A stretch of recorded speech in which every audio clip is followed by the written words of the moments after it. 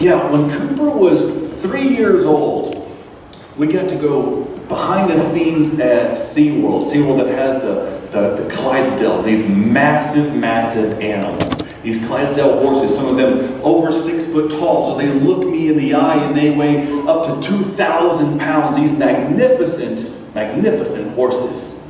As we think about gentleness, I think some of these horses were a perfect picture of gentleness. This is the strength under control.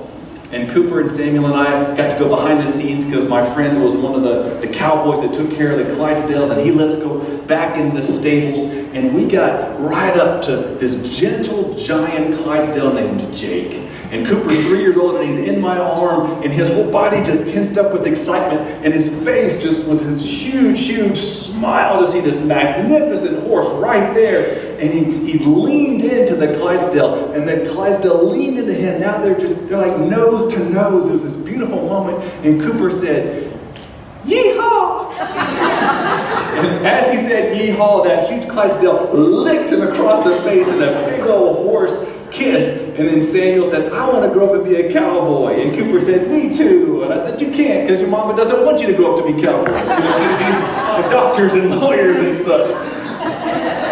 But in that moment, I thought, this magnificent 2,000-pound Clydesdale horse could trample all of us in a moment. But he's been trained. He's been tamed. He has power under control. And that's the picture that we want to see of us. We all have a lot of power. I can tell a lot of us have a lot of fight in us. But how do we channel that energy? And that possibly sometimes could be aggression. How do we do this in ways that help God's kingdom, help our families, don't discredit the God who is so powerful, but he's power under control? And Jesus Christ perfected gentleness. He perfected his strength under control, and we see it in the ways when he was surrounded by a mob, ready to arrest him. He was in the garden praying that God would do anything he could for us to be redeemed and rescued. If there was any other way, but of course the answer from God was no, there's no other way. It has to be like this. You must go to the cross because our sins deserve death, the death penalty, and the sinless, spotless Lamb died for us. So as Christ has been absolutely torn apart in his spirit and in his mind and his emotions and his body, he's been crying and praying out, and now a mob's coming to get him. And I don't know how you respond after a night of no sleep, but I'm grumpy. But Christ, as he was being arrested, was calm. The strength under control. Jesus, who could have called 12 legions of angels, was silent. He did it for the greater goal.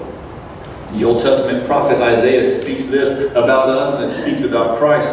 Isaiah chapter 53 says that we all went astray like sheep.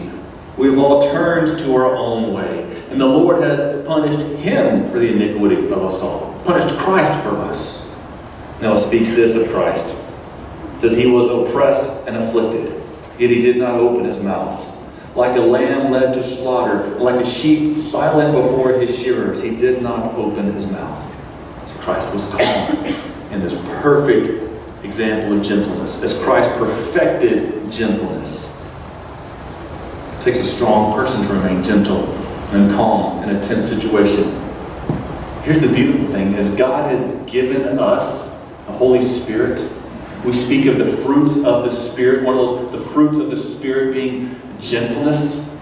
You can't have gentleness. Well, you're telling God what he can and can't do.